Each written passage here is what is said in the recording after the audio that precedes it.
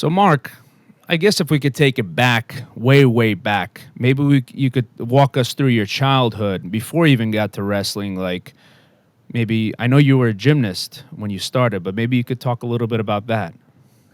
Yeah, okay. Well, when I was a little kid, I started school really early. My parents put me in school at 4 years old. And so I was always kind of small for my grade. And my brother, however, was a gigantic kid for his.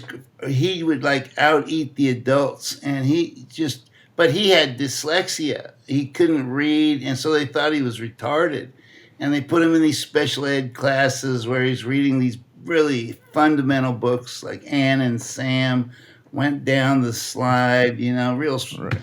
And he hated it because he was stuck in this class with all these people that really weren't very intelligent compared to him. They didn't know what dyslexia was, Uh so huh. he got made fun of a lot. And one kid made fun of him, and he took that kid and cracked his head open on the concrete, and Holy he, moly. he became known as the toughest kid in school. And he was really big too. He was a giant kid, and We're talking about Dave, right? Dave Schultz. yeah, my brother Dave Schultz. And so if kids picked on me, he would go and protect me. So kids were scared of me because they were scared of him. So I was a really good athlete when I was in elementary school. I set like 20 out of 25 sixth grade records. Oh, But wow. I didn't have a lot of confidence, and I couldn't talk to girls. That was a big thing. And I It's just important. it's the meaning of life, man. So I couldn't. But my brother, he started wrestling in the seventh grade, and he wasn't very good when he started. He was 3-1 on the junior high JVs, and then in the fourth grade he made the varsity, and he took fourth in the state in the eighth grade. And then in the ninth grade, he took second in the World Schoolboy Championships in Lima, Peru. And and when I was in the seventh grade, I was doing all sports, basketball, baseball, football, track. And then Dave started wrestling in the ninth grade. And he went over, Dave would wrestle with the high school guys at Palo Alto High School. So he'd go over there, and I went with him one time. And the coach, Ed Hart, who was the gymnastics and wrestling coach, said to me, Mark, I bet I could teach you a backflip in 5 minutes. And so he did. And I thought that was the coolest thing ever. So I quit all sports, and I went totally into gymnastics, 100%. And in 2 years, I went for my eighth and ninth grade year, I went totally into gymnastics. And then 10th grade, I was the Northern California age group all around champion. And Wow. uh, but like I said, I didn't have a lot of confidence, and so it just I finally I got to the point where I thought to myself, if I could just beat up everybody on earth, I could be happy with myself, live with myself. Yeah. I thought so. I quit gymnastics, and I went into Tang Sudo, which was a Chuck Norris style martial art. And Uh huh. uh, I was really good because as a gymnast, I could kick over the tops of people's heads and all. And but uh, Dave, he's down in California still wrestling, and he comes up to see me on my 16th birthday, and he said something really disrespectful. I forget what it was, but I thought, you know what? Now I'm going to teach this guy who the real boss of the family is. My 4 months of Uh tanks. oh. So we go out in the grass in the front yard, and I took a swing at him, and he took me down and pummeled me into bloody submission. Oh, I man. was so humiliated. I slept in the car, but the next day I quit Tang Sudo and I went out for the wrestling team. I said, "Screw Tang Sudo, I'm going out for wrestling. If Oh, Dave can wow. beat me up that bad." So I did. I started wrestling as a junior in high school at Ashland High School. I was 130 pounds, and my record was 4 wins and 6 losses. And and then the coach kicked me off the team because I couldn't win in competition. He made me challenge the second string guy 11 times in 10 weeks. And it just kind of burned me out. And I just couldn't keep that level of intensity up for competition. And so I went to the principal and I complained. I said, hey, the coach created a challenge match system. I've been winning all my challenge matches except one. And I've made the team fair and square under his system. And then he kicks me off the team because I'm not good enough to win. That's not fair. And the principal forced the coach to put me back on varsity.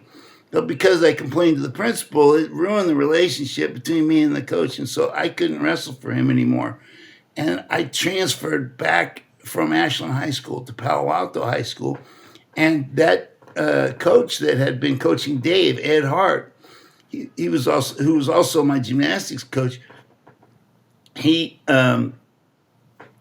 became my wrestling coach again. And so I went through my entire senior year.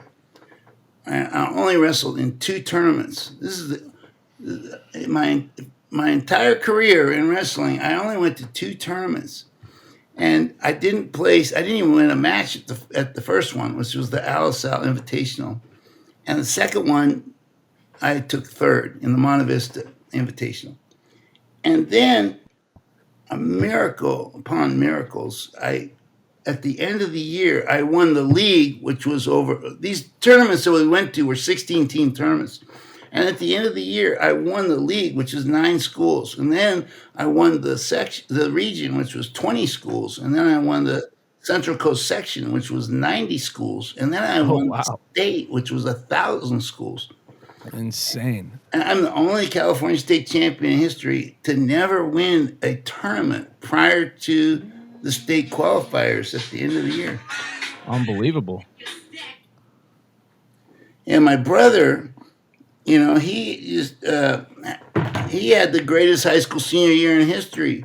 When he was a senior in high school, he won the Great Plains. He beat 2-time NCAA champion and the outstanding wrestler in the NCAAs, and he beat the World Cup champion to win that. And then that qualified him for Tbilisi, which was basically the Russian national championships. Back then, Georgia, sure. The hardest My tournament. dad was born there. Tbilisi, Georgia? You're kidding. Tbilisi, Georgia. Yeah, he's not Georgian, but he happened to be born there. Wow. Well, sorry, I don't mean to cut you off. I just wanted to throw that in. Well, that's crazy. Anyway, when Dave was a senior in high school, he won the Great Plains. He won Tbilisi. He won. He came back from the Tbilisi tournament, and he missed because he was over there. He missed all the state qualifiers. But my coach Ed Hart knew. Everybody in the state knew how great Dave was. So my coach petitioned to have him entered into the state tournament, and they said okay, but he has to go up a weight because he didn't weigh in. So he went up a weight, wrestled in the Central Coast section, won that, went to state, pinned everybody in state, and then in the finals he beat the guy 12-1, and then he goes to the National Open Greco-Roman Championships, 149.5 pounds. So he goes to state at 170, and he goes to the Greco-Roman Championships, 149. And he wins that, and he gets the most falls in the least amount of time. This is all while he's still in high school. Now, you think about this. Here I am. I haven't won a tournament until the state qualifiers, and then I win state. And here he is. He has the greatest high school senior year in history. You couldn't have 2 more opposite senior years if you tried. And we're brothers. That's unbelievable. It's insane. It is unbelievable. I mean, what are the chances? Let me ask you, Mark. When you got into wrestling, right? When you got into your brother motivated you in a way, right? I guess directly or indirectly as a result of that fight, which I guess brothers have from time to time, right? He motivated you in a sense, or got you to get into wrestling. Let me ask you this: did he was already an experienced wrestler at that time? Did he kind of help you kind of get fast tracked into into wrestling? Like, did he start teaching the moves and like, hey, here's the Schultz secret. This is what you got to do, or did you just go in there and just learn it all yourself? I do it all myself. As a You did matter it of all fact, yourself. I never wrestled with Dave one time. From the time I started wrestling to the time I won the state, I never wrestled with him one time because I No was up in kidding. Oregon. I started wrestling in Oregon, and he's in California. And then when I moved to California, he went to Oklahoma State. And so we were separated up until then. But after I won the state, he comes back from Oklahoma State, and now he's third in the nation.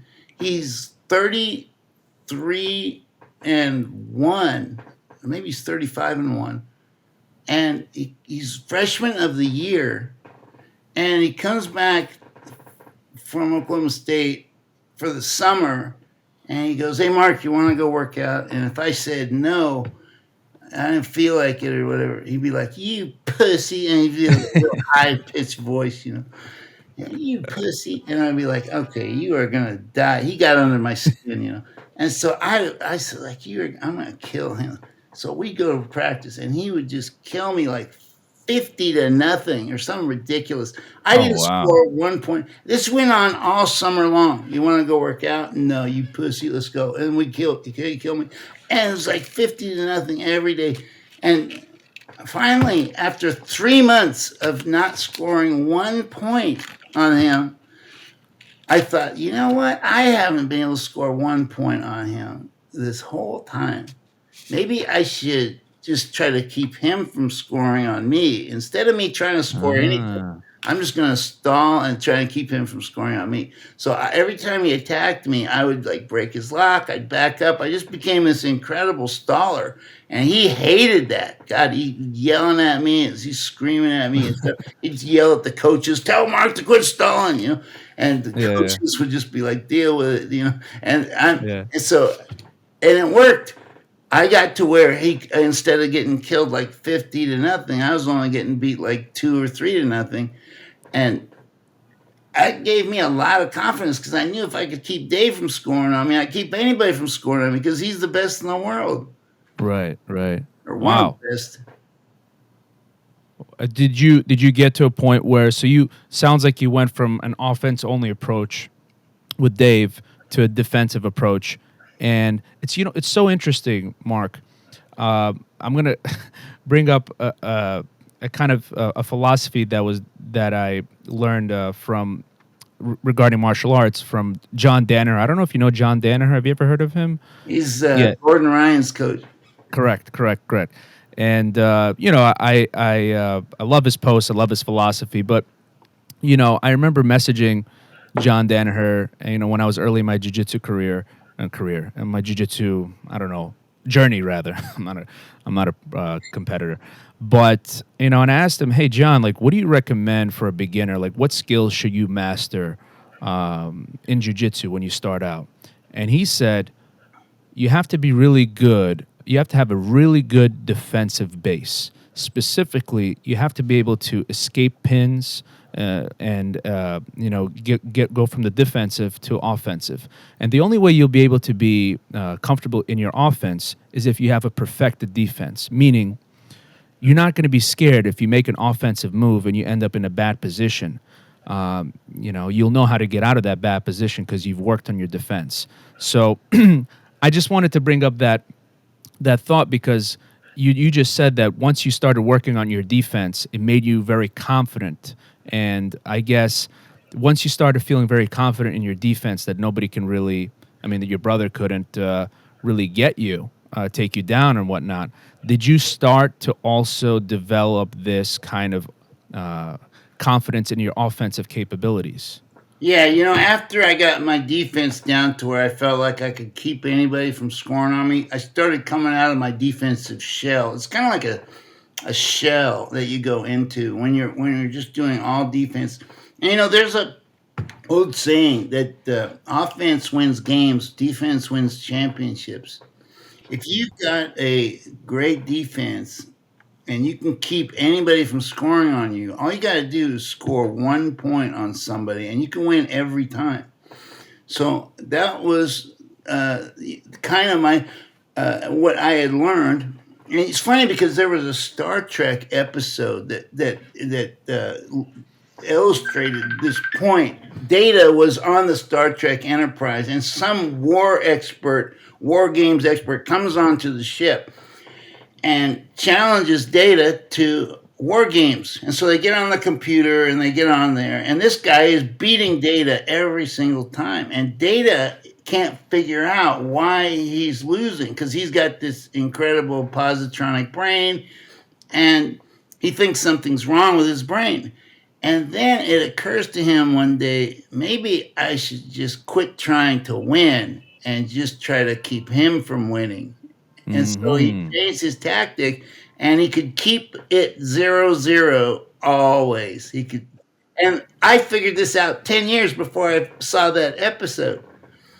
Oh, wow. And I was Well, like, that's hey, that awesome. guy stole my idea.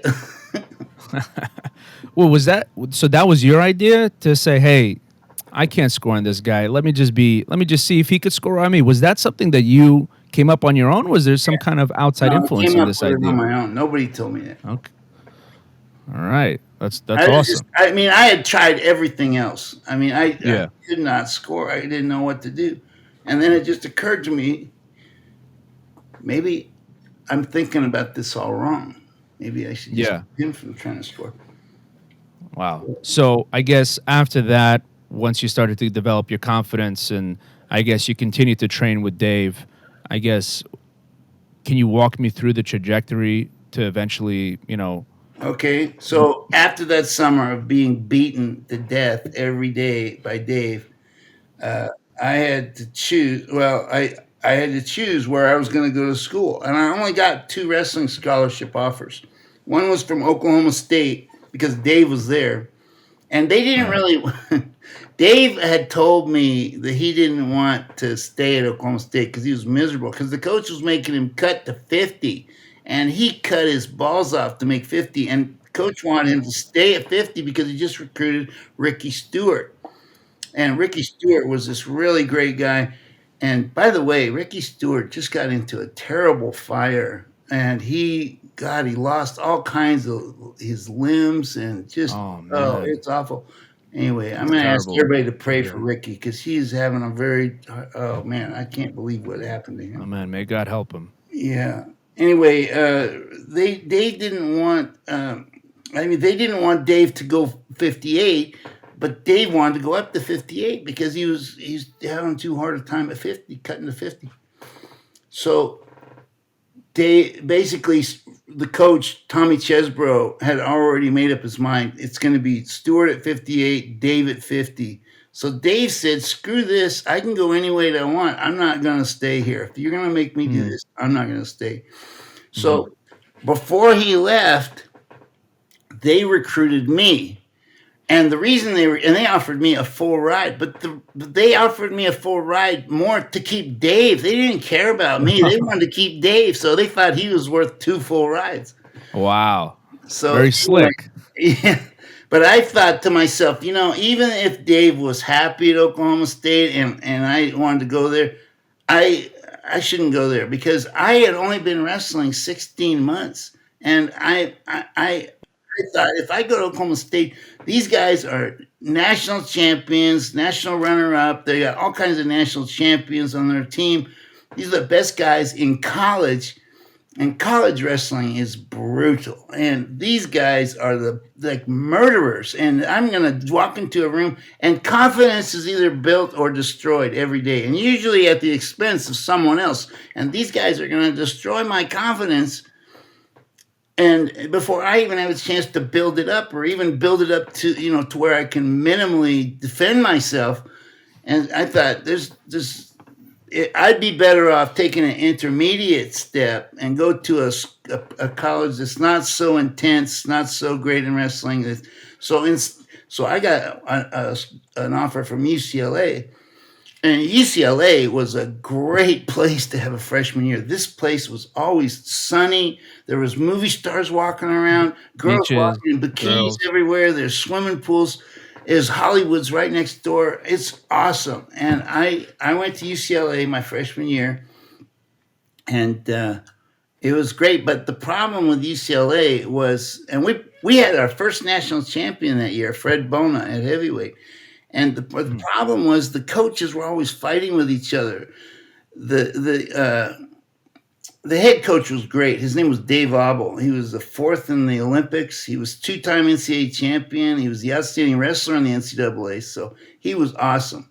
But Hmm. he had this assistant coach that was just always trying to undermine him and backstabbing him, and he divided the team. And there was so much contention in the team. Me and Dave thought, this is a rinky-dink program. There's not much money here. There's nobody shows up at the matches. There's no crowds, and they don't care about us, and they don't care about wrestling. And so let's go somewhere. And so we were still planning on staying there, but we both made the junior world team that year, and we both got trips to Mongolia to wrestling junior worlds, and that's when Ed Banach beat me for the first time. The first time I met him, and man, was he tough.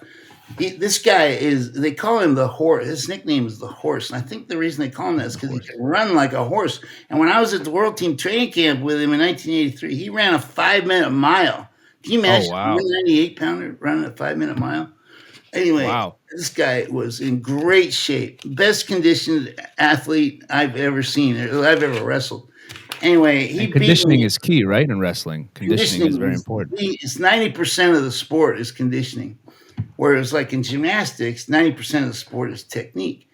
But so and gymnastics really helped me a lot, because gymnastics, you have to visualize complicated, risky techniques that might break your neck. Gymnasts have the highest broken neck per capita of any NCAA sport, and so No kidding. yeah, you have to visualize very complicated, risky techniques in order to do, before you do them. And back when I did it, there was no spotting equipment. Nowadays, you've got crash pits you can dive into head first, and you don't even feel it.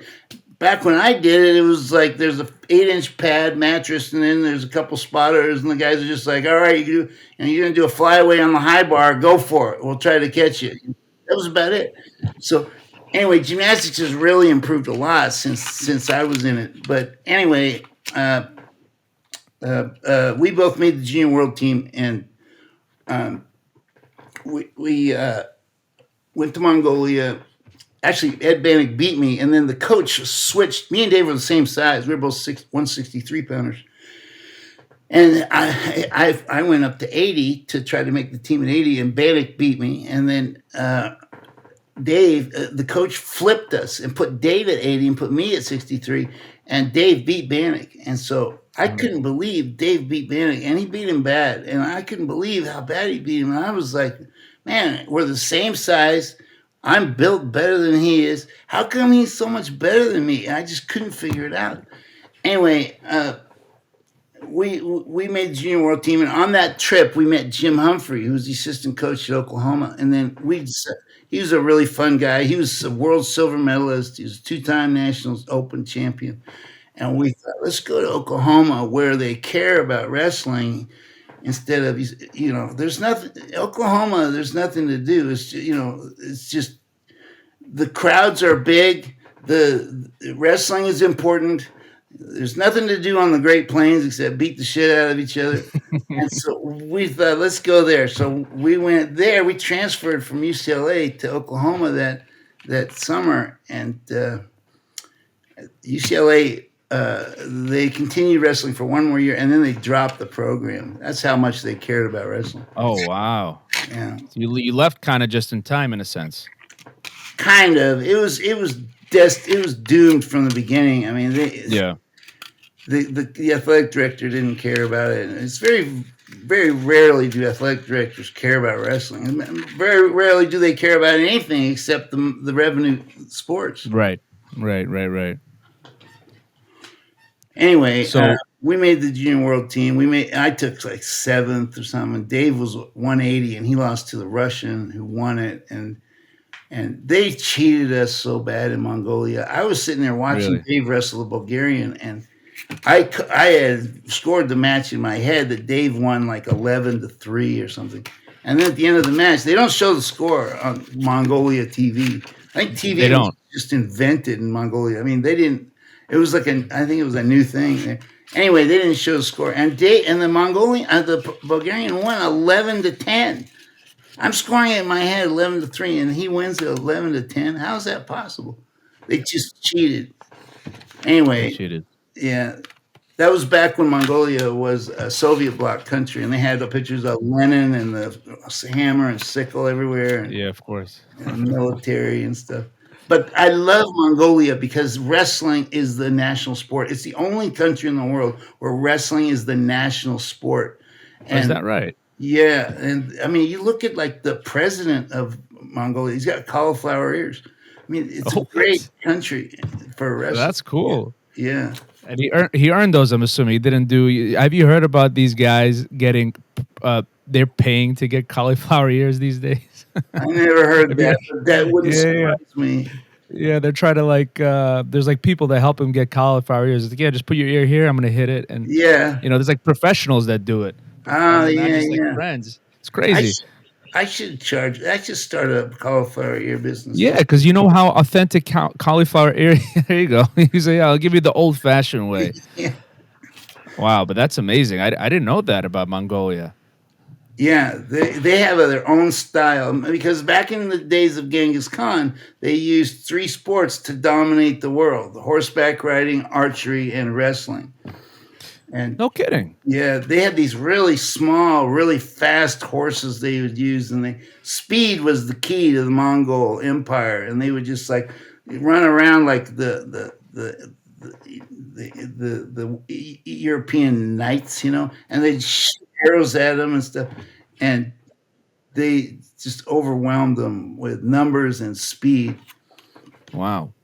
Yeah, well, I definitely know a lot about, not a lot about, but I definitely know that Genghis Khan and yeah, he had an empire, and what is it like?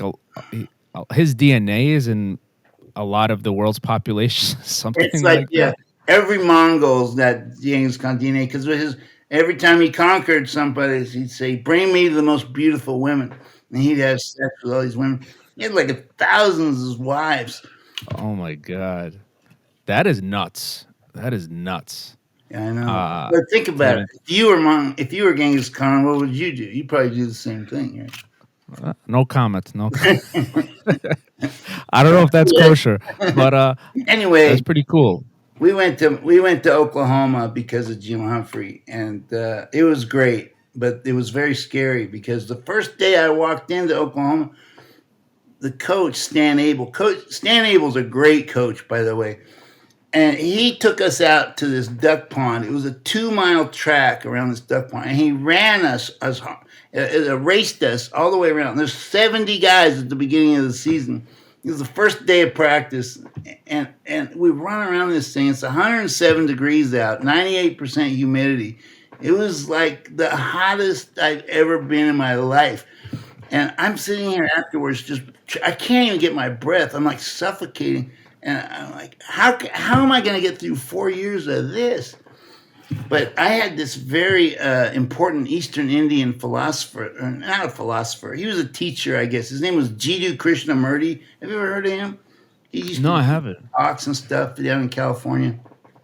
What is I he think like? The equivalent to, I guess. Have you heard of Sadhguru? As a he's not whatever. like anybody else. Okay. There is no Okay. parallels between him and anybody. He's the fact that his name is Krishnamurti gives him kind of a I don't know a unreputable because all of these Hare Krishnas and crap. This guy is so smart. I picked up a book of his, and it talked about fear, and I thought he says, is it possible to eliminate fear?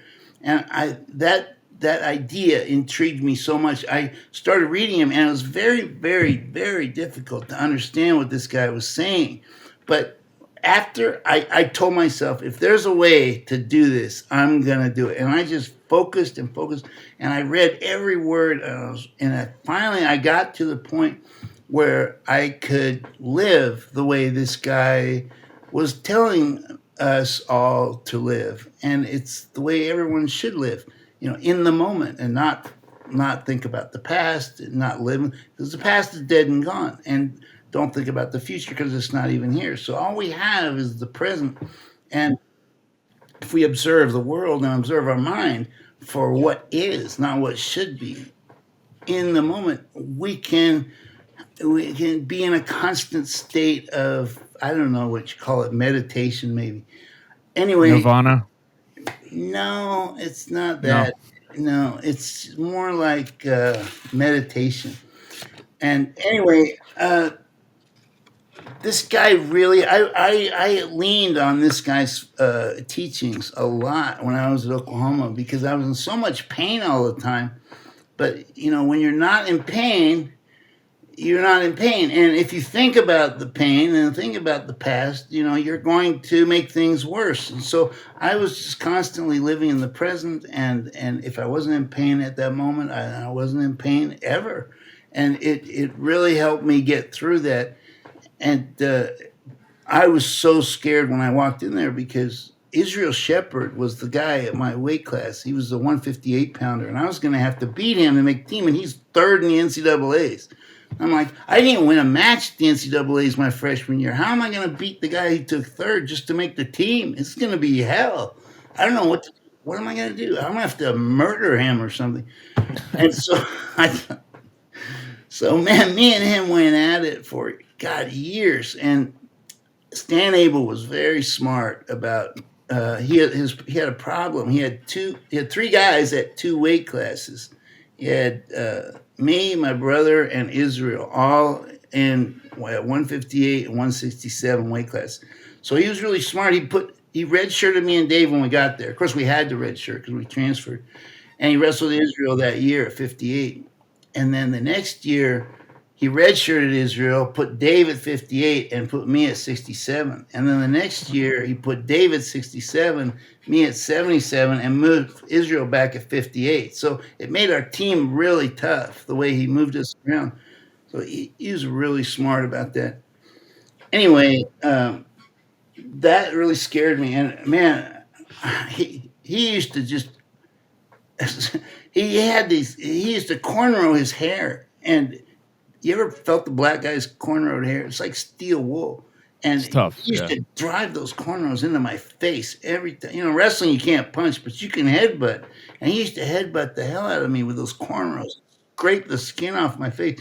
And when I take a shower afterwards, it was stinging like crazy. And I was just like, man, this guy's killing me. How am I going to beat this guy? He's And then one day I'm wearing Cliff Keen headgear, and the padding wore away, and the metal was shining through. And one day he went to headbutt me, and I turned and cut him with the metal, and I Oh think no. I just found the answer to Israel's cornrows. So I took a file and sharpened it up to a razor's edge and cut him to ribbons. No, I'm kidding. I didn't Oh do man. that. That's rough. I didn't do that. No, but yeah, Israel and I became friends eventually. But man, for the first 2 years there, we were out for blood. There was this spot in the Oklahoma wrestling room. It was everything's padded except for this one spot at the base of this column. There's three columns that held up the ceiling. And at the base of this one, there's nothing but bare wood. I don't know if there were any nails sticking out of there or what, but it was just bare wood. And every time, and I thought, man, if anybody can ever get their opponent up in the air and drive their head into that wood, that's what they should be doing. So every time I got Israel up in the air, I'd try to aim his head towards the wood, Oh man. just trying to kill him. You were really out for blood. I was, man. It was him or me, and it was no holds barred in that room, man. And I remember sitting there in the wrestling room, looking out the window, trying to get some air, and I'm seeing the baseball players, and they're throwing the ball up and down, up and down. And I'm thinking, I'm on the exact same scholarship that guy's on, and I'm in here fighting for my life, and that guy's throwing a ball up in the air. That is not fair. Well, it's better to know how to rip somebody apart than throw a ball around, if you ask true. me. Yeah, I wouldn't trade it. Yeah. Yeah. But that is crazy. I'm picturing that in my head. You looking out like sweating, bloody, and then you see this guy throwing balls around. I'm not a big baseball guy myself. I'll be honest with you. I don't really watch sports other than combat sports. But It's funny. It's funny that There's a that guy named contrast. Cecil Beisel. He was the first four-time Oklahoma State wrestling champion. Got a full ride to Oklahoma, and instead he decided to play baseball. No kidding. Yeah. So he went from wrestling to baseball. Yeah, apparently he was really good in baseball too. But Oh he wow. chose baseball over wrestling. He came in the wrestling room one time and wrestled with us, and there's a huge difference. The biggest jump in quality you're ever going to make in wrestling is from high school to college. And he came in, and we just beat him to death. I mean, No kidding. college guys are way better than high school guys. Every single guy in our wrestling room in Oklahoma was a state champion, except the coach's son, who was third in the state. And it was Darren Abel. Darren ended up becoming an All-American. But yeah, every single guy is a state champion. It was like the minimum to get in there, to be on the team. Was the Oklahoma team, I guess, among all the colleges at that time? Was it the best team in the nation? I thought it was. We took my junior year. We ended up taking third in the NCAA's, and we broke the NCAA scoring record, I think. But so did Iowa and Iowa State, and we ended up taking third. But we had the best team on paper, but when we went to the NCAA's that year, our 134 pounder and our 190 pounder our 134 pounders ranked number 2 and our 190 pounders ranked number 1. They both lost their first matches at the NCAA's and got knocked out. And so now we went through the entire tournament with just 6 guys left, and we still took third. Wow. Yeah. So I mean, it sounds like a powerhouse that you guys had. We did. We had Steve Williams, Dr. Death Williams. He was second in the NCAA's. We had me. We had my brother. We had Israel Shepard. Had Roger Frizzell, who was a 4-time All-American. We had Andre Metzger, who was a 2-time champion. We had Derek Glenn, who was he beat Randy Lewis in the NCAA's the year before, but they gave the match to Lewis. It was a real ripoff. But anyway, I don't know. Maybe I'm wrong. Randy Lewis is a great friend of mine. I don't want to say anything bad. And maybe Randy did win that match fair and square. I don't know. But Derek was very close. And then our 126 pounder, we had Mark Zimmer. Our 118 pounder, we had David Renda. And we just had a really tough starting lineup. And Abel was really smart about getting us on scholarships and getting us Pell Grants and stuff so he could give a whole new class all full rides, and the rest of us would get on Pell Grants, and so it wouldn't take up any scholarships. And he was really savvy about that. But that's another story. Yeah. So I guess from college, then I guess, can you walk me through how the Olympics went and how you eventually got your gold medal? Well, in college, my first year in college, I just started wrestling a couple of years ago, and I knew that if you're going to win, you have to hang around with winners. You win by association. You win by associating with winners, and I would hang out with the best guys I could. Andre Metzger, Jim Humphrey, my brother, Jim Hall, Ron Tripp. And we were like this nucleus of that team. And Jim, yeah. And so when we would go to a tournament, they would win. All those guys would win except me. And I was just and when my brother would lose, he would just go crazy. He'd punch himself, he'd kick himself, he'd scream, he'd try, he'd tear his clothes off, he'd punch the wall, he'd put his head through the wall. He went crazy when he lost. And so I did the same thing because I wanted to make losing the worst experience I could possibly make it. So I never made that stupid idiot mistake of putting that ugly stain on my name and reputation again. So I did that a lot but then in 1980, I turned a corner, and I got to the finals of the Great Plains, and I was facing the number one guy in the nation, Mike Deanna, and he was from Iowa, and I was beating him like 3-1. And when you work hard enough, long enough,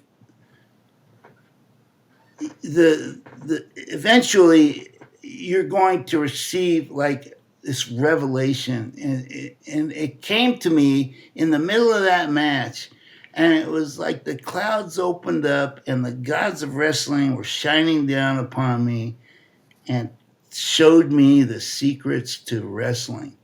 And I just stood there after I got this feeling. I stood up. I looked at Mike. I put my leg out like to let him grab it, and I was like daring him to grab it because I knew he wasn't going to take me down. And I was just like, whatever you do, you're not going to take me down. And I beat him 8-1 that match. That was my first college tournament win ever. And then he beat me later in the dual meet, 14-8. So maybe he had his own revelation. I don't know. But anyway, I met him in the NCAA finals that year, and I was beating him. I take him down, he escapes. I take him down again. They call me for stalling. Then they call me for stalling again and give him a point. Then they call me for stalling again and give him another point. Now the score's 4-3. I've got 2 stalling calls against me. The next one's going to be a 2-pointer, and I'm the one doing all the scoring. But that year, they were pro Iowa. All the judgment calls went Iowa's way, and the ref was screaming at me to shoot, and I thought this guy's going to give another 2-pointer to Mike, and so as soon as I thought he was going to put his arm out for another caution, I called timeout. And he goes, "What's the matter?" And I go, my knee. And I reach, I fall backwards. I grab my knee. And then Ron Tripp, our coach, comes running out. He starts rubbing my left knee.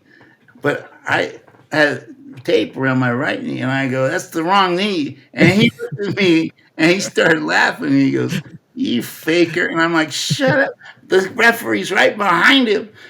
And anyway, I got back up and beat him 10-4 and win my first national championship. Oh, nice. Nice. Listen, you. I guess you gotta be creative, beyond the physical, beyond the techniques. And I don't know what to do. Sometimes. You're screwing me. Yeah. But was so? I guess since you won your first NCAA match with the gentleman before this, what was his name? Mike Deanna. Sorry. Was that kind of the beginning? Was that kind of another switch that happened where it increased your confidence to a certain level where you said to yourself, "Hey, I belong here, and I could actually win this and take it even further, and become the best." Yeah, I mean, I started so late that when I won my first national title, I haven't even begun to achieve my potential yet because I started so late. So, Right. That's a big factor that people, I mean, don't know about you is that you started late, and to start late in such a competitive sport like wrestling, and to be so, I guess, good right out the gate, that's I guess you could call it a miracle unto itself because, that's just frankly very hard and quite impossible to achieve such success in wrestling when you start so late. But I guess it was in the genes or something, but yeah. Well, gymnastics helped me a lot because I could do things nobody else could do. I was doing 2.5 twisting, 1.5 backs off the 3-meter board. I mean, I was doing 2.5 fronts. I was just, gymnasts are the best athletes in the world. They have the best Really? upper body strength. They have the best flexibility. They have the best kinesthetic sense. They have the best balance. They can do anything. You take a gymnast and ask him to do parkour or breakdancing. They can do it like that better than the parkour and breakdancers can. They're just the best athletes in the world. I mean, all you have to do is look at them. You don't need to be a brain surgeon to figure it out. All you have to do is look at them. And that's why I went into gymnastics, was because I wanted to have that foundation. And I would say to every parent in America, get your kids into 2 years of gymnastics at least before they go specialize in any other sport, because that will give them a ton of confidence and they'll be able to do things nobody else can do. So What age? huh? So I was gonna say, what age would you start a child in gymnastics? Like I'd when would you? probably do it like in the seventh grade, Seventh maybe, grade. or sixth or seventh grade. So do that for like 2 years, and then get Yeah, into the sport of choice that you. yeah, right. I think that would really help all kids. I mean, it's. I mean, you don't need to even listen to me. You can just look at gymnastics and see what they're doing. See how great the things are. Oh, they're incredible. No, there's no question. I mean, their physiques are just next level. I mean, if you want to get huge biceps, you look at these gymnasts and their arms. These guys have like boulders for biceps, and it's And like they don't lift weights. They only right, lift their own weight. right. That's one of the misconceptions. People are paying all this money to gyms to go there and lift weights. Maybe it's more of a social thing, meet girls or something. I don't know. But you don't need to lift weights to be, ripped and cut and muscular. You can lift your own weight. What do you do for working out? Do you still do like gymnastics type of workouts, No, I or? had a staph infection in my neck, and they fused my neck, and so I can't do much of anything as far as gymnastics and stuff goes. I know people are asking me all the time, do a backflip, because I did backflips after big tournament wins to kind of pay homage to my gymnastics background. Have you seen any of my matches? Of course, yes. Yeah, Okay, yeah. I've seen the stuff that you did. It was pretty yeah, cool. yeah. Well, that it wasn't. Yeah, I mean, I kind of joke. I say, well, it was to pay homage to my gymnastics. Plus, I The like to, backflip at the end of the match yeah, and I like matches. Yeah. to. That was for two reasons: to pay homage to my gymnastics background, and to kind of rub it in a little bit to let my opponent know how much energy I had after beat. But sometimes I was so exhausted I couldn't do anything. But anyway, that's neither here nor there. But Yeah. yeah, Maybe Justin Gaethje copied you because he's whenever he wins matches, I think he does backflips. I think who's he that? does it off the. Justin Gaethje, he's a fighter in the UFC. Oh yeah, Yeah, he's pretty good. I think he was a wrestler. I forgot. I think he was somewhere in Colorado. Wrestled somewhere in Colorado, and then he's really good. He's one of my favorite fighters. He's just a dog. He just gets out there, just fights, and puts on a great show. But he does. I think he does the back. Who knows? Maybe he got it from you, again. Justin Gaethje. Oh, I know him. He's great. Yeah, Yeah. yeah, he's great. Yeah. Well, that's cool. That's cool. Anyway, after I won my first national title, now I I I have to make. Well, me and Coach Abel, we decided that I would go up the next year to 177, and that was a big move for me because I'd be going into a weight class that had the the first the a guy who was the first one to have a chance to win 4 NCAA titles. And his name was Ed Banach, and he became a 3-time NCAA champion and the Olympic champion. He's an Olympic champion too. And he's the guy I told you about that beat me at the Junior Worlds, and he ran a 5-minute mile and all that. Right, right, right. Yeah, and so he was in that weight class, and he was on his way to become a 4-time NCAA champion, the first one ever. And he had already won 2 NCAA titles, and now he's going for his third as a junior. And I'm a junior too. And so I'm a 167 national champion from the year before. So I decide, or me and Coach Abel decide, that I would move up to 77 so Israel can go in at 58 and Dave can go 67. And during that year, I won the Great Plains at the beginning of the year again. This is my second Great Plains title, and that qualified me for the Tbilisi tournament. So I go over to Tbilisi, and there's a guy named Zagoyev who is in my weight class, and he won the Tbilisi tournament at my weight. I took fourth, but they gave me a silver medal because they give the highest placing foreigner a silver if everybody above you is a Russian. So Oh, I wow. yeah, so I got a silver medal, but the most valuable thing I took away from there was Zagoyev had a staggered stance, and I always had a square stance. And I thought, if I switch to a staggered stance, I'm gonna save a half a step on my shots, and fractions of a second are critical in wrestling. Right. Right. Millimeters are critical. Hmm. Even more critical in gymnastics because you miss the bar by a millimeter, it'll break your neck. But anyway, yeah, I switched to a staggered stance when I came back from Russia, and it was 3 days before the Iowa duel. This is at the end of the year, my junior year. This is 1 month before the NCAA's. And I walk into the wrestling room, and Coach Abel is going insane. He yells at me for coming in late. My hours are backwards. I just came from Russia, and I come in at 3:30 instead of 3. And he goes, "You're off the team." And he goes over to my locker room, and he locks my stuff in my locker. I had just unlocked everything, and he comes over and locks everything back up. So now I have to unlock everything again. And he goes and he kicks my brother off the team, and he kicks Andre Metzger off the team. And I'm like, how are you going to wrestle Iowa with all of us kicked off the team? And then we thought, okay, he's just going insane. That's all that's happening here. And so the next day we're weighing in, and I weigh in, but he forgot to tell me. Well, I forgot and he forgot that the weight class goes down by a pound every month. So I'm supposed to weigh in at 178, I guess, and I weighed 179. And so as soon as I get on the scale and I'm overweight, I'm like, hey, how come you didn't tell me about the and he yells at my brother. My brother's right there. He goes, Dave, why didn't you tell him? And he's like passing the buck, right?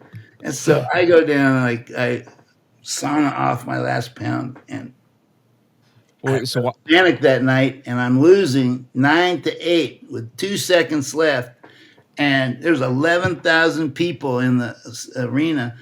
And I did a limp arm fireman's to a high crotch, and then I ran the pipe, and then they called 2, and I looked up at the stand, and the whole stadium jumps out of their seat, and then the buzzer goes off, and that was Banach's first loss. And wow. we tied Iowa in that dual meet. It was an incredible dual meet. And that match, I've been looking forever for that match, and I can't find it anywhere. So That if sounds like anybody a out great there match. has that match, let me know. I'll buy it off you, whatever it costs. Yeah, hopefully somebody listens to this and Then I met Banach. Banach still got the number 1 seed because he beat me at the Midlands earlier that year. So we're 1-1 that year, and he got the number 1 seed, and I had to wrestle, and he pinned or superior decisioned every one of his opponents getting to the finals, and I got to the finals, but I barely beat the number 3 guy, Perry Hummel, who's super tough. I wrestled Perry 6 times, and it's always been a 1 or 2 point match, and we've each won 3 matches. And so I barely beat him 2-1, and then I'm in the finals with Banach. And you can see this match on ABC Wide World of Sports. It's the first full-length collegiate match ever shown in the history of Wide World of Sports. And it's so if you just type in Mark Schultz versus Ed Banach or something like that, it'll come up. And you can see all the stupid things I did in that match. Like I tried an inside trip at the beginning of the match, and I fell right on my back. I gave away 4 points. Now I'm down 4 points, and I'm like, how am I going to come back? I can't just. I need a high scoring throw so I had to take the highest possible risk I could take. And I never did this move before in my life. I just saw a video of Ben Peterson doing it to the Russian in the World Cup. And I thought, I'm just going to go for it. And I went for it, and it worked. And he I got 4 points out of it, and I got the lead, and I kept my lead. And then at the very end of the match, I was ahead like by 3 points, and I had riding time. And I knew the only way he could win was if he caught me with a throw. So I back up to the center of the mat, and I'm waiting for him to throw, and he goes for it, and I just turned it limp like a loose spaghetti and just blocked him off, and I held him on his back for 5 points, and that's how I won 16-8. And I I watched that match last night. Actually, that was really okay. So that was really something. So you anticipated he needed a throw, so you were ready to counter it, if you will. yes, I could have gone to the edge, but there's something spiritual going on that match that night. I don't know what it was, but it was almost like everything was happening according to a script. Almost, it was really. I've never had that experience before, but it was like a paranormal experience. Really? Or like did you feel like, I don't know, did you feel like thoughts were going into your mind as to what you need to do, or just things just fell into place? Like, how exactly did that feeling play out? It's hard to put it into words, but it was. Yeah. It's kind of like this thing was pre-planned from the beginning, and I was just following the plan, and I just had to, whatever was going to happen, and I just threw caution to the wind, and just every single thing I did was like I just felt like I'd never seen a match like this before. If you look at that match, me and Banach, we're both standing straight up with an over-under tie-up with our hands locked. I've never seen an NCAA finals match with guys locked up like that, with both guys ready to throw. And we It's knew kind of that Greco-Roman looking, right? yes, exactly. And it's weird because Mark Lieberman, the announcer, he said in the beginning of that match, he said both of these guys have Greco-Roman backgrounds. There's a lot of upper body ties and stuff. And I'm like, how does he know that? Why would he say, how is that possible that he would know that? That's what I mean about paranormal. He was saying things that I don't know if he had any reason to say them, because I don't know if he even knew us that well. I mean, wrestling's not televised that much. Where did he watch me wrestle to know that this was going to be a Greco-Roman type match? I don't know. That's another weird part about this whole thing. But it was the very first time a collegiate match was shown on ABC Wild World of Sports in its entirety. Before, they would show like snapshots or like a 5-second clip. Like my brother's shown on there for like 5 seconds, and that's it. So, I mean, that was an incredibly important match to him. He was his first NCAA title. He barely won. He won on criteria. The fifth criteria, I don't even know what the fifth criteria is, but that's what he won on. The score was 4-4, 1-1 in overtime, but he got the win on the fifth criteria. Wow.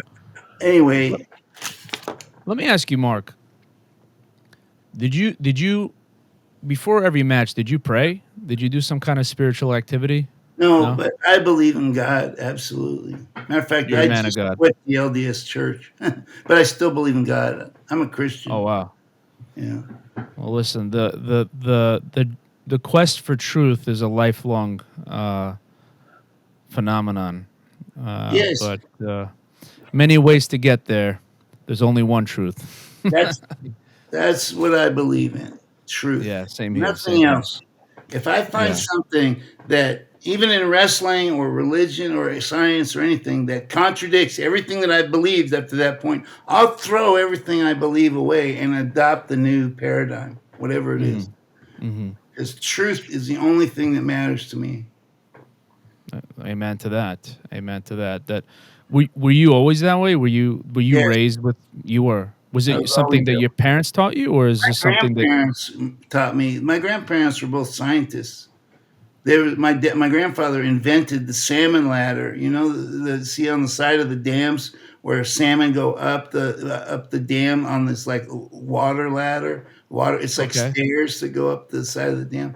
Oh, Anyway, okay. Yeah, yeah, sure, sure. he discovered that he discovered the home stream theory, which is that salmon always return to the stream they were born to spawn before they die. He discovered that, Okay. so he created a way for them to return to that stream by building that salmon ladder or inventing the salmon ladder. He was a really well respected ichthyologist. He was a Stanford professor. And my grandmother was a Stanford medical doctor. She was a professor too. And my grandmother and grandfather raised me and Dave until we were about 8 years old.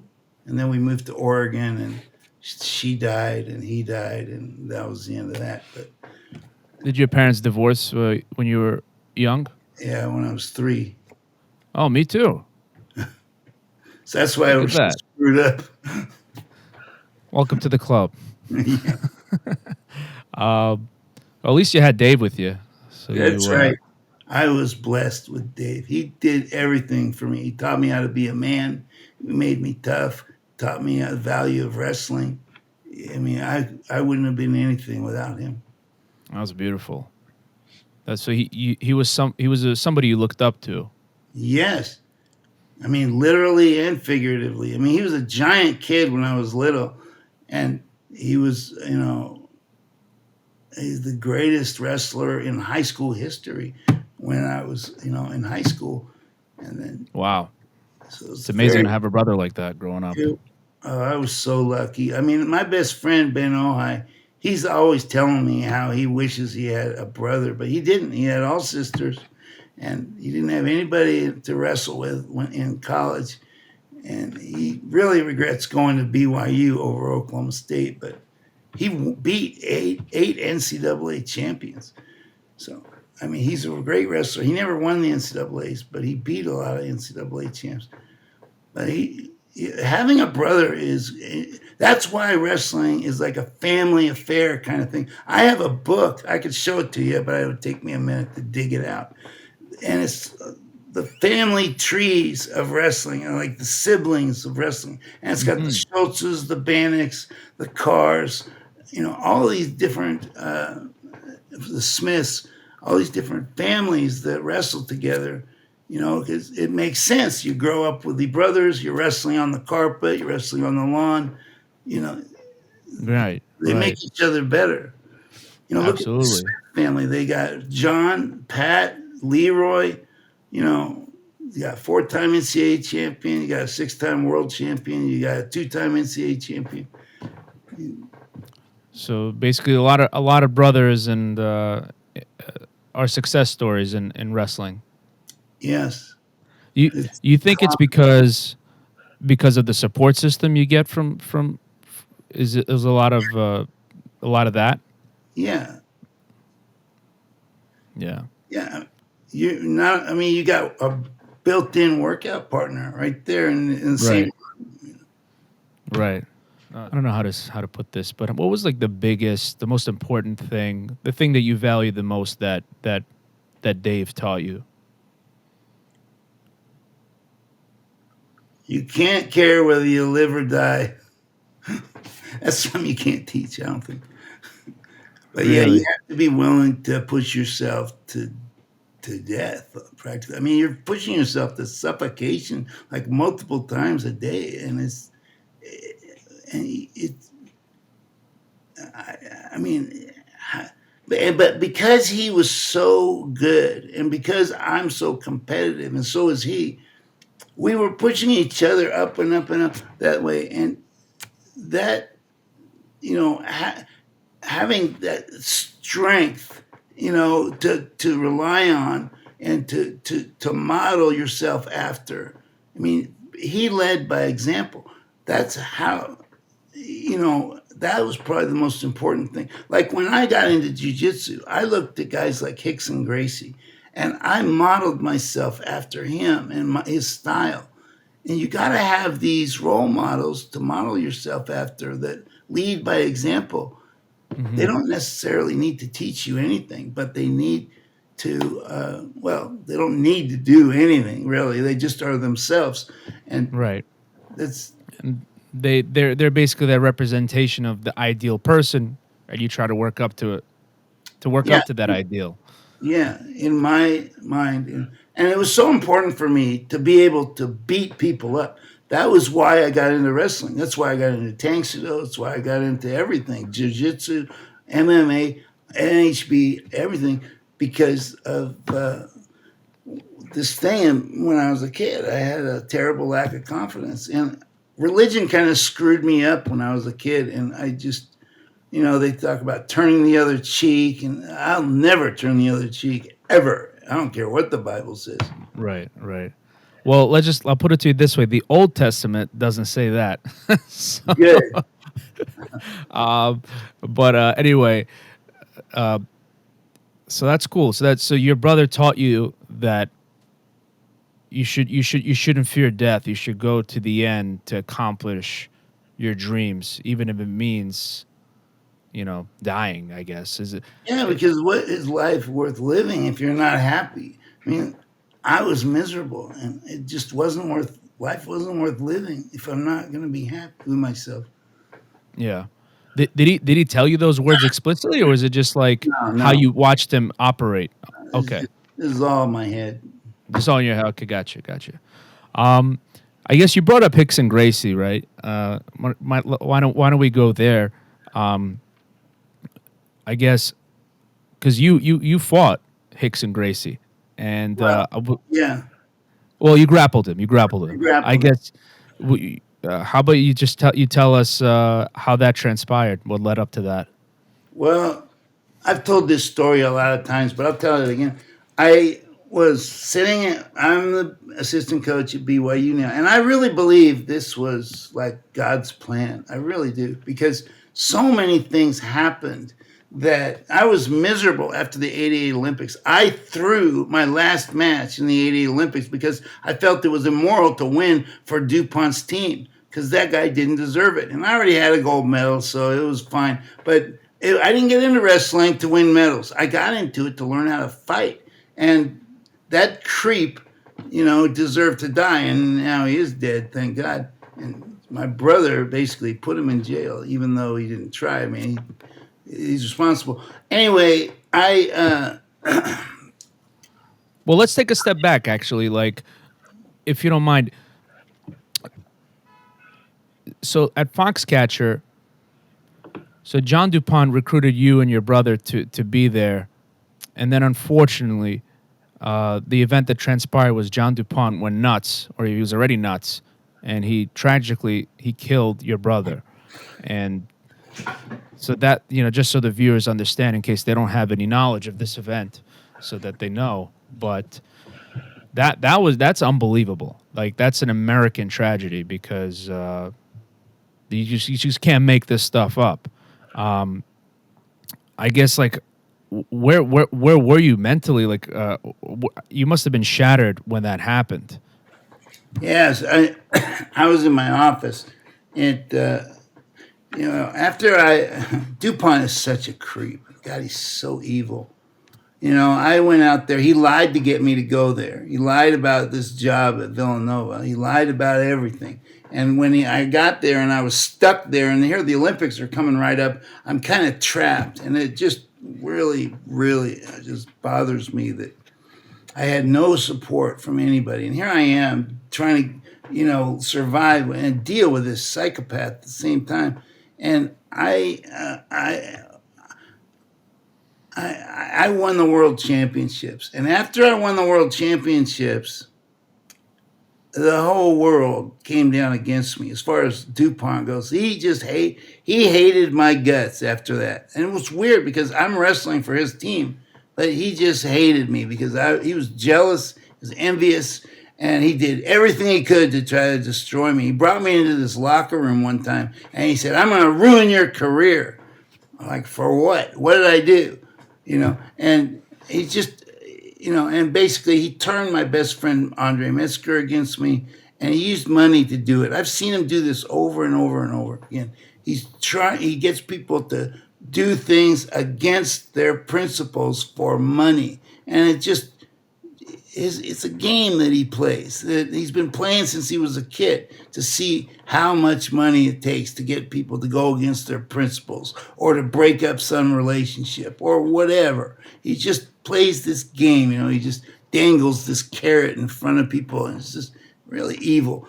Anyway, he threatened when he threatened to ruin my career. I mean, here I am representing his team. I just won a world championship for his team, and he threatens to ruin my career.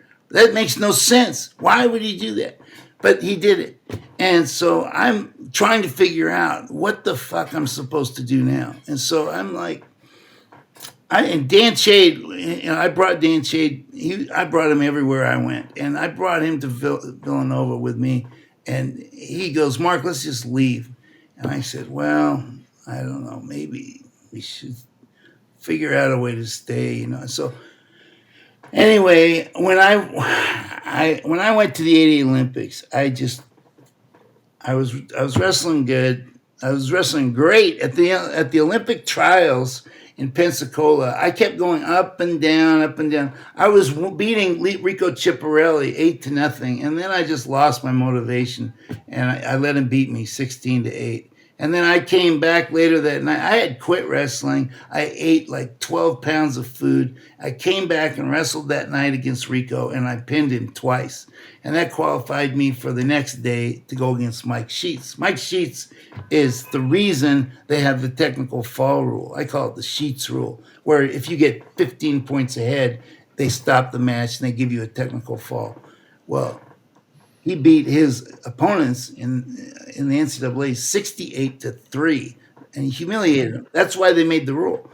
So I'm going against him the next day, and he's pinned me already at the Olympic trials. I'm losing my motivation fast, and he pinned me at the Olympic trials.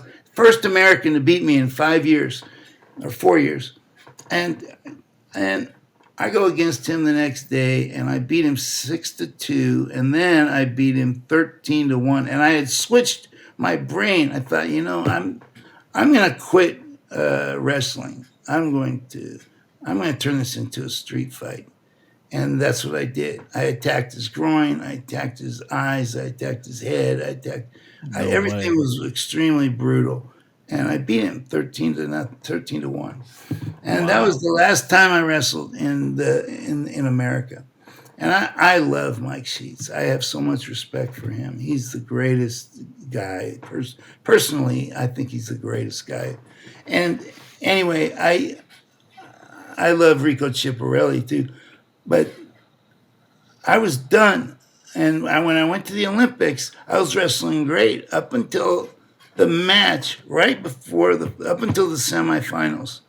And then it occurred to me, if I win an Olympic gold medal, I'm going to be giving a lot of status and prestige to this loser creep who threatened to ruin my career. I'm not going to do that.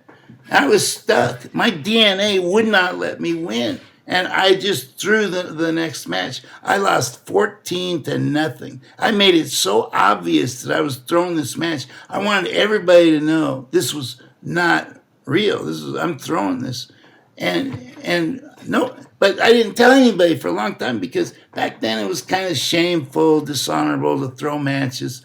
So I never admitted it. I should have put it in my book, Foxcatcher, which is a New York Times bestseller and an Amazon editor's pick, by the way. Go get the book. The book, yeah. Yeah, I'm telling the viewers to go get the book. Yeah, the book is true, 100% true. The movie is 99% fiction, and it's insulting. Really? I hate that movie. Of all the movies in the world, I hate that one the most. No kidding. Foxcatcher, the movie that was supposedly based on your life and and Dave's life. Yeah, well, it was based on my book, but he took my story, twisted it, changed it, and now it has nothing to do with my story. He wanted to create some different story, like his story, and he's a creep too. He was quoted in the Washington Times saying, "My intention from the beginning was to demean and disrespect Mark Schultz." Really? Yeah. Wow. What a guy. Wow. Huh? Yeah, because I remember reading that you did not agree with the movie's portrayal of you, and was very curious of your thoughts. But I guess you I know, like the fact that Channing Tatum, the sexiest man alive, played me though. right? can't, can't complain about that one. No, I love Channing. I think he's great. You think he did a good job of No, well, no? Okay, I think he did, but the okay, director is the one that creates the character, sure, and sure, the sure. director told him Yeah. keep your mouth shut or whatever, and just act like a stupid dumb jock or whatever. I don't know. Mm, The actor just does what the director tells him, right? right, right, So right, right. I like the fact that Chang played me, but I do not like that. Well, I don't like the character because it's not me. It's just not accurate. And it Right. was very difficult for Channing to figure out how to play me. He couldn't really grab onto much of anything except the Mm, physicality of how I walked and held my fork and stuff. But other than that, he couldn't really get because my personality is nothing like that. I mean, he's always so down and dark and gloomy, and I'm just like, that's not me. Half the time, in my life, when I was wrestling in college or anywhere, my days were divided into two parts: before practice and after practice. And before mhm. practice, it was like going to the gallows because I know I'm going to push myself to death. And after practice, I'm like, hey, I got through it. Let's have fun, let's party, let's laugh, let's have some fun. So they never showed that side of me. Right. The They only showed the before the stuff. professional comedian. I always like to make people laugh, but they didn't show that side of me. Right. Right. So that's why when I make my new movie, which is going to focus on probably my high school career, I'm going to turn it into a comedy. I think. I don't know. Maybe not. I don't know. You wanna? Did you? I guess you want to make a movie about your life story. Is that the Yeah. next step? Well, that's what Foxcatcher was supposed to be, but the stupid director screwed it up. So now, in a way, it's kind of good because he hasn't really told my story.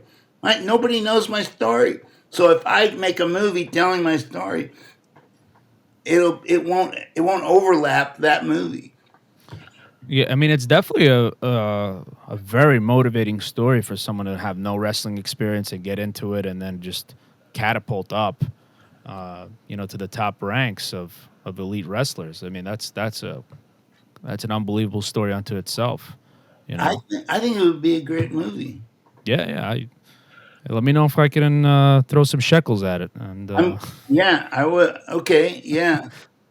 I think it would um, make money. This Foxcatcher didn't make money. It lost money. yeah, yeah, I think I saw that. Right, it was made. Was it made for like 19 million or something? Or 24 million. And I heard 24? it lost 12 million, but it might have made back some of that on DVD sales and stuff. Mm, I never made right. anything on the back end. That's how I know it didn't make money because I was supposed to Oh, be really? paid if it did. I never got anything. Oh, wow. Okay. But Well, yeah. I forgot your question. I forgot it too, but it's okay. But yeah, no, we were just. I guess we were just talking about that whole Foxcatcher fiasco, and I guess right. You said you threw your match in '88, Yeah. just as an fu to John DuPont. Oh yeah, so I guess after that happened, after you threw that match, I guess how did the relationship look then? How did I the whole went back to Foxcatcher. I went back to Pennsylvania. I packed up my stuff and I left. That was the last time I ever wrestled.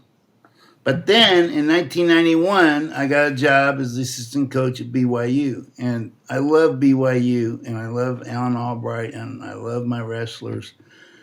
But I quit the Mormon church just recently. But everything's about timing, At the time, I needed the BYU and right? Alan and all those guys. But that time is over. And I've done some searching and I found some things. Doctrine and Covenants 132 is what really knocked me out. But at the time, I don't know anything about it, but I'll take your word for it. I go to BYU and um, I become the assistant coach, and I get a call one day from some Brazilian jiu-jitsu blue belt named Steve Bishop, and he goes, "Hey, Mark, is this Mark Schultz, the Olympic champion?" I go, "Yeah." He goes, "The greatest jiu-jitsu fighter in the world is in town. Do you want to fight him?" And I was like, "Well, what are the rules?" And he goes, he's trying to intimidate me. This is what I hate about this guy. He goes, "There are no rules." And I was like, "What? No, what are we going to commit a homicide? What are we going to do? Bite each other's throats out? Gouge each other's eyes out?" But I said, "I'll do it. I'm not going to let anybody punk me." So I said, "Meet me in the BYU wrestling room a week from Thursday and we'll commit a homicide." So the week of Thursday comes around and I walk in the room and I can't even think straight the whole week. I'm at the NCAAs. I'm thinking about this. I don't know who this guy is. So I walk in the room and Rickson Gracie is scooting on his butt, trying to hook the heels of Alan Albright, the head coach. And as soon as I walk in the room, everybody stops what they're doing. Rickson stands up, comes over to me. He goes, "Are you the guy?" I go, "Yeah, I'm the guy." "Are you the guy?" He goes, "Yeah, I'm the guy." And I go, "Okay." And then he says, "What I do when I fight is I punch and kick and elbow and knee, but today we're just going to do submission grappling till one of us taps out." And I was like, "Thank God there's not going to be a homicide." So we went into the middle of the room and he stands straight up and he goes like this. And I go, "Okay, here we go." And I took him down, got him in a cradle for about 20 minutes. 20 And minutes. yeah, and we're not even talking. There's no conversation going on. We're really trying to submit each other. Wow. And about 20 minutes, my grip gives out. And he throws his legs around my upper body, and I kind of let him do it because I didn't know what he was doing. It seemed weird to me, I'd never done anything like this. And he got me in a triangle, and I tapped out. And I was like, "Wow, that is so cool. Let's go again." So we went again for about another 20 minutes, and I'm on top of him for about 20 more minutes. And I can't get anything on this guy. Now, I know a couple things. I broke the Turk's arm in the Olympics with a double wrist lock. The Brazilians call it a kimura. But Kimura, yeah. I knew that, and I knew enough to keep my chin down and my elbows in from judo. And so that's all I knew. And I'm making moves up on the fly, trying to come up with something to make him submit, and I can't get anything. And of course, he's the best in the world, and this is all he does. So he knows how to stay out of submission holds. So I thought, man, I've been on top of him for 20 minutes. I can't get anything. Maybe I should let him get on top of me. So I let him reverse me. And me being a wrestler, I had brainwashed myself to go belly down. So I go belly down. I got my arms out wide like I'm a freestyle wrestler trying not to get turned. And Right. he just started slipping in the rear naked, Oh, RNC. Then pretty soon he's got it, and I'm tapping out again. Oh, And man. after that was over, he said something that just made me love him. He goes, "Mark, you're the toughest guy I ever wrestled." I was like, "Man, I love you, man." And so I found out he's got a student, Pedro Sauer, right there in Provo, Utah. Unbelievable. They just came, the Gracies just came to America, and they settled in L.A. Well, This is Pedro, when? Early 90s or? yes, 1991 or 92. And so Pedro, he was living in a garage with Helio, Rickson's dad. And Pedro is the only black belt who's not a family member, a Gracie family member. Gracie family member. So Pedro decides to move to Provo, Utah, because that guy that called me on the phone, Steve Bishop, he talked Pedro into coming to Provo so he could have Pedro there as his instructor. So Pedro moves to Provo, Utah, of all places. So And random. it's exactly, that's why I say this is like God's plan or something. Was Pedro or is Pedro a Mormon? No. No. Anyway, he comes there, and I I call him up one day. I say, "Hey Pedro, can I come down and be a student?" He's like, "Yeah, come on down, my friend." And we became like brothers. He was great because my brother had just died, and he became like my surrogate brother. And so anyway, him and I, we trained together for 3 years, and then he calls me up one day and says, "I got Dave Beneteau called me and wants to come down and train with me. Will you train with him?" You know, Dave Beneteau, he's You used to be a fighter, Canadian. right? Yeah, he was in the UFC. He was in the Ultimate. And anyway, he was really tough. He's a heavyweight national wrestling champion or runner up in Canada. And so he comes down and we trained together for 2 weeks. And the last day I trained with him, I double legged him and I slammed him on the ground and I broke his hand. And I Oh, took him to the hospital, and the doctor said, if we put a cast on, obviously you can't fight, but if we put a plate in, you can. So he said, put a plate in, and he put the plate in, and it was a pretty big bump on top of his hand. It was right here, and I said, I'm going to go to Detroit with you because I think you're going to get in trouble with that hand. I'm going to throw the towel in if you get in trouble. Plus, I told him at the hospital if he wasn't going to fight, I'm going to try and take his place. So we went to the press conference at the UFC, and somebody ratted him out and said that he was hurt. And so the doctor came was it over to you? him and looked. I said, I said, I guess I could have like put the word out. I could have like Yeah, got around and then come back yeah. around. But that didn't happen. Dave, if Okay, you're okay. listening to this, I did not do that. Okay. So anyway, the doctor came over, looked at Dave's hand, and said, "I'm not going to let you fight." So I went over to Bob Meyerowitz, the promoter, and I said, "What do you think about me taking Dave's place?"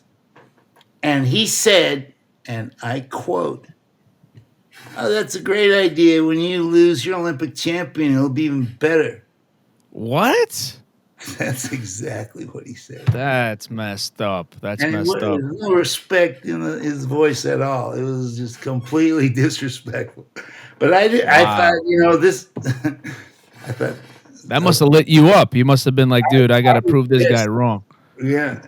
And I was, Hey, maybe it and was reverse psychology. You never know.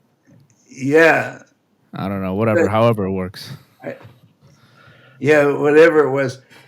But I thought, this guy's going to pay me. I don't want to beat this guy up. He's going to pay me, right? If I Right. win, it's $50,000. I'm not going to mess with him. If he wants to call me whatever, I don't care. So Yeah. they're That's calling still me. messed up. He knew you were an Olympic champ, so Yeah, I but mean, that's just he major didn't disrespect know. He didn't know the martial value of of wrestling. wrestling. Yeah, and it's true. Wrestling on its own is not that good, but wrestling combined with jujitsu is vastly superior to wrestling or jujitsu on their own. Hmm. So and so that's what I knew, and he didn't Hmm. know what I knew. So I just said, yeah, yeah, all right, whatever. And I need one night to think about this. So I go back to my hotel room, and they're calling me all hours of the night, 1 in the morning, 3 in the morning, 5 in the morning. They're waking me up like every 2 hours, asking me for a decision. And I'm like, dude, you guys are going to ruin my ability to fight if you keep waking me up. I need to get some sleep. And so finally at 10 in the morning, they call me again. They go, all right, Mark, this is it. We got to have a decision right now or we're getting someone else. So I said, okay. So I call up Pedro. Me and Pedro go downstairs. And I said, give me one more minute. And I go over to this corner and I start to pray. And I had this feeling, this really strong feeling that either my brother or Jesus or some entity was standing behind me or above me, telling me I had to do it. There's no question. I have to do this. And so I got up. I told Pedro I'm doing it. we went over to see Bob Marowitz, and I said, I'm doing it. And we signed the contract. And me and Pedro went out back, and I did some wind sprints. And we went and bought a cup. And one of Pedro's students, just by coincidence, there's so many coincidences going on. He brought a size 10 wrestling shoe. And they had, in that UFC, they had two rules: no eye gouging and no biting. But there was a third rule. It was if you wore shoes, you weren't allowed to kick. So I had to decide what was more important, Having that kicking traction. or Yeah. traction. So I decided I needed traction because my style requires it. So I put the shoes on and I fought with the shoes on. And I was in the octagon fighting Gary Big Daddy Goodrich like 8 hours later. And Gary and I are actually like best friends now. It's amazing. I can't believe it. He seems like a great guy. Yeah. Yeah, that was an unbelievable fight. I mean, those are the cleanest takedowns I think I've ever seen in UFC history. You know what's funny is a lot of, a takedown, a double leg takedown is vastly easier when someone's wearing a gi, because when you grab the back of their legs and wrap your hands around it, you're not going to slip up. You're going to grab those pants like handles. And it's way easier to use those handles to, throw them up in the air than it is just I remember I think he was leg. like holding on to his gi to try to keep you close for like a majority of the beginning. Yes, and he did. Yes, and he did. That was smart, because if you pull a guy in really close to you, they can't wind up and hit you real hard. If they hit you, it's not going to hurt that much. So that's why he was keeping me so close, and that's what I would have done if I was him That's too. amazing. I'm curious. Just to take a couple of steps back, when you were having that grappling match with Rickson, I guess were you in that second round when you were doing that second round with him? Were you in his guard, or you were in his guard, and then you? Yes, but the whole time. Yeah. Well, that's pretty amazing. That's pretty. I mean, for those that don't know that are watching, Rickson Gracie is arguably one of the greatest fighters ever. The greatest, Greatest. Yeah, for me, he's like one of the greatest. I really like Fedor Emelianenko. I'm sure you've Oh yeah, I'm talking pure about jiu-jitsu. pure Yeah. jiu-jitsu. Bro, for sure. Yeah. No, the I mean, it's called Gracie Gracie Jiu-Jitsu. Yeah. No, that's amazing. I mean, I got my blue belt from Marcelo Garcia, and I think he got it from Fabio Gurgel. Oh, yeah. Eventually, somebody got it from the Gracies, I think. So, Yeah, I mean, the Carlson and Helio were the ones that started it, and then their family members, like the Machados and the other, they all eventually adopted it, and some use the Gracie name, and some don't. But it's all started with the Gracies. It all started with Kimura, actually coming from Japan and teaching, and Maeda coming from Japan and teaching Helio teaching Carlos jiu-jitsu, and then Carlos teaching Helio.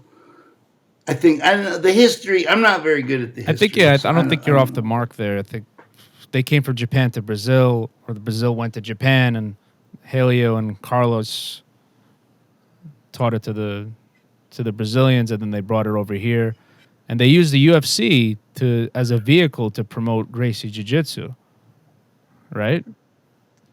Yeah, if you look at that match I had in the Olympics, my very first match in the Olympics was against the number one ranked guy in the world from Turkey. His name's Reza Karabajak. And the way you do the weigh-ins at the Olympics is you step on a scale and you reach into a bucket. You're buck naked. You reach into a bucket. You pull out an egg, and inside the egg is a number. And that number that I got was the number 6. And he reaches into the bucket. He's standing right behind me. he reaches into the bucket and he pulls out the number 8. Well, the even guys are on one side of the bracket and the odd guys are on the other. So the first match, 2 wrestles 4, 6 wrestles 8. I have the gold medal match, my very first match. I'm scared out of my mind. I go back to my hotel room and I'm just staring at the wall, just waiting, sitting, sweating, just thinking about this match. And finally the match comes around and he gets me, and it's only a 30-second match. He gets me in a limp arm to a high crotch, and then I grab him in a double wrist lock. Well, the Brazilians call that a kimura. But back then, when I was wrestling in the Olympics, it was called a double wrist lock. And so I had seen the Cuban do it to some guy from Paraguay or Uruguay or one of those Guay countries. And he threw it, and I when the guy in Cuba threw it, the guy from Paraguay, he flipped head over heels and gave away 2 points. Right. So that's what I tried to do. But the Turk hit his head halfway through the move, Oh, no. stopping his momentum. But I kept a hold of the arm, and man. it snapped instantly. And he fell on his back. And I'm looking at the ref like, come on, call the pin. And he finally comes over and calls the pin. I get up. I'm like, thank God I got the Turk out of the Olympics. I mean, I am relieved. And it was a freak accident, but it got him out. And then I had another match later that day. And because they didn't kick me out of the tournament, I had to stay in the tournament because any judgment calls on the field of play cannot be reversed after the fact.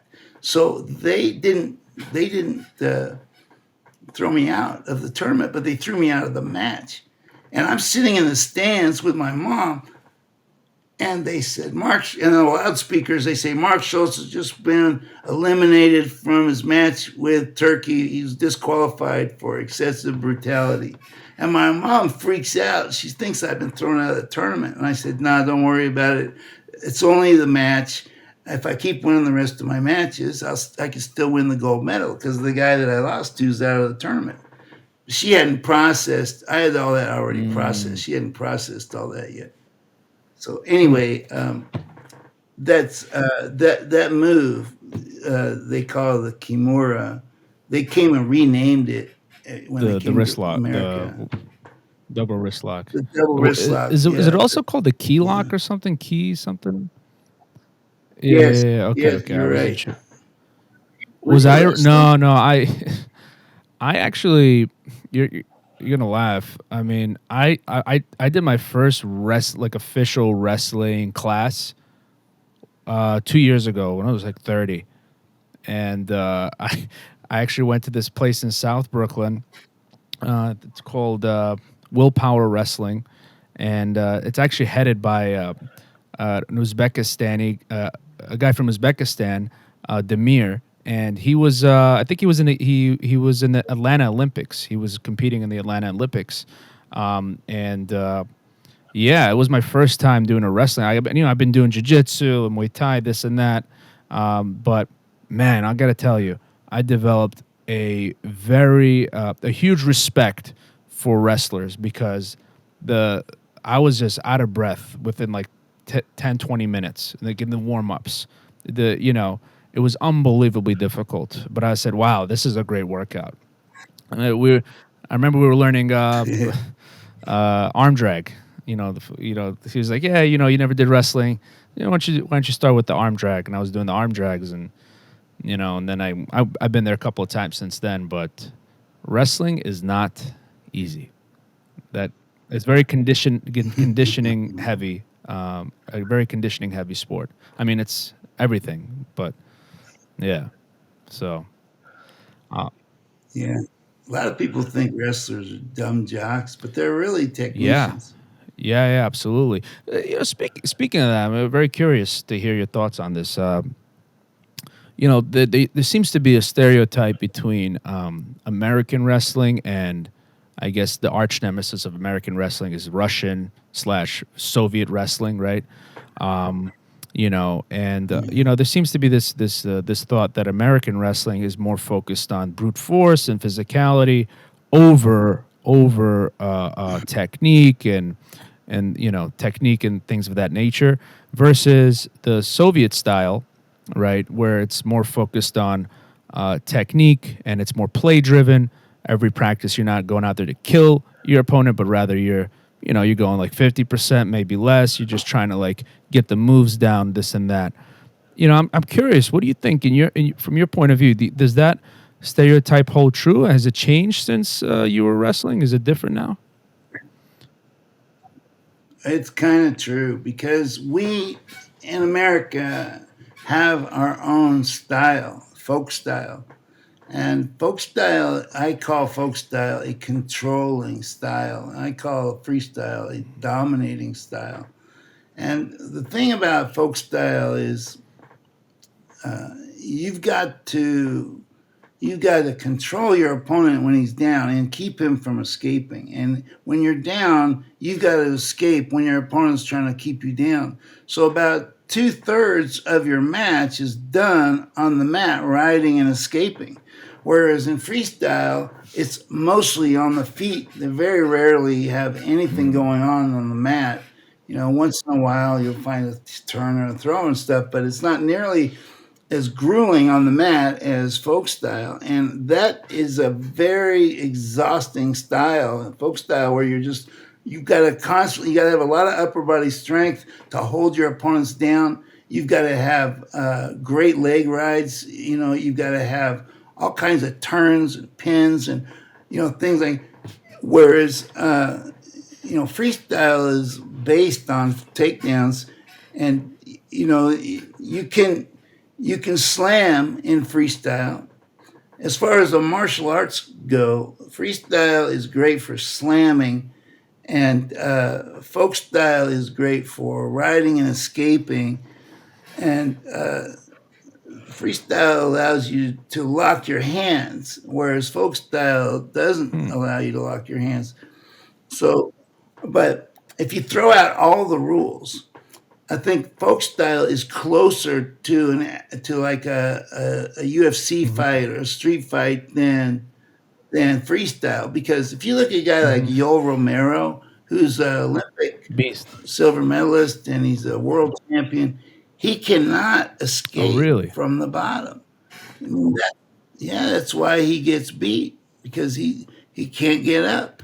And you won't find that in collegiate style wrestlers. We're experts at getting away from the bottom and riding people. We have a style that's kind of more like Khabib Nurmagomedov, where he's constantly holding his opponent down and punching him while he's got his legs wrapped around the guy. Where I think collegiate style or folk style, same thing. Collegiate and folk is just another word. It's closer to real fight, but it's more exhausting too, I think. But wrestling is complete. Look, you can push yourself in a freestyle match to be just as exhausted as you can in a collegiate match. But the difference, well, they both have referees that are calling you for stalling, which force you to move a lot more than you would if I just stood there and tried to block off everything you did. I'd get cautioned out of the match, right? Well, we can't. So you can't do that. You have to be moving. You have to be attacking constantly, and the referees penalize you if you don't. In the UFC, you have no referees penalizing you for stalling. You can stall all you want. It's part of your fighting tactic, right? The conditioning of freestylers and especially collegiate stylers, I think is superior to freestylers, and freestyle and collegiate are both superior to conditioning in MMA. Very interesting. Very interesting. Yeah. And it's it's interesting when you look at Russian speaking wrestlers. I wouldn't say Russian, right? It's also an interesting misconception that people have, right? When they look at Khabib or they look at Abdul Rashid Sadulayev, this is another beast from Dagestan. They call them Russian wrestlers. I mean, yeah, I guess Dagestan is part of the Russian Federation, but those guys are not Russian. They're considered, Dagestani, or if they're from, if a wrestler comes from Chechnya, they're Chechen wrestlers. You know, the different. I'm just trying Yeah, to set the record straight for the world. You know, it's like, you know, because yeah, in Russian we call it Kavkaz. You know, like you know, you're from the like, which is a Russified way of saying Caucasian, right? Caucasian, Kavkaz. So like, there's yeah. something that went missing in Yes, translation the when you know, they Caucasian. ask you what race you are, you white, Caucasian. It's like, it's a little different, but nonetheless, you know, I don't know why I even wanted to bring that up, because Your I dad, guess when I see the, what's that? your, your dad would be insulted if he was called Yeah, Russian well, instead of well, Georgian. he That's was a born in Georgia, because he used to be part of the Soviet Union. But I guess my dad is, by blood, he's half Chechen and half Azerbaijani. So it would just happen to be born in okay. Georgia. Okay. But it's all, you know, the Caucasus. It's all, you know, they're all so close to each other. Georgia is right next to, so on and so forth. You know, so, but yeah, there's a, That's where the word what, Caucasian say came again. from. That's where Caucasian came from. The word Yeah, Caucasian. exactly. Yeah, the word Caucasian came from the Caucasus. I forgot. I guess it was like some explorer. I don't know how it works. So somebody came over there, and you know, it's very, In Iran, it's in Iran, isn't it? it's close. Caucasus It's Mountains. close to Iran. Yeah, it's close to, like, Azerbaijan is right next to Yeah. Iran and Turkey. And Mark, I guess, what are you doing these days? Are you still coaching, or? No, I do speaking engagements and seminars, jiu-jitsu seminars, and wrestling clinics and camps. When I do like appearances, like I just did a speaking engagement back at the Del High Junior College wrestling reunion, and Cool. that was really fun. Where are you based out of now? Are And you still in Utah? no, I'm in Medford, Okay, Oregon. Oregon. I'm going to be moving to Palo Alto area because my dad, he's getting old and I got to Mm. go down there and take care of him. So I'm going to be down in like right between San Francisco and San Well, that's Jose. commendable of you. Uh, wow. So you basically, you're going to be you're teaching wrestling clinics and jujitsu seminars. Yeah. Would you ever come to New York, or is that outside of? Yeah. Yeah, I just came to I Oh, just came back really? from Syracuse. Yeah, yeah. I would Mhm. definitely love to learn from you one day. So you'll. Yeah, Yeah, yeah, set yeah. up something. It could be a speech, it could be a seminar, it Excellent. could be Sounds good to anything. me. Sounds good to me. So, Mark, I really appreciate your time today. Like I said, it's not every day you get a chance to speak to an Olympic gold medalist and just an all around great guy. Learned a lot. I hope my viewers have learned a lot about, you know, your wrestling journey, your spiritual journey in life. Really appreciate you taking the time to speak with me today, and, you know, wishing you much luck and success in the rest of your journey.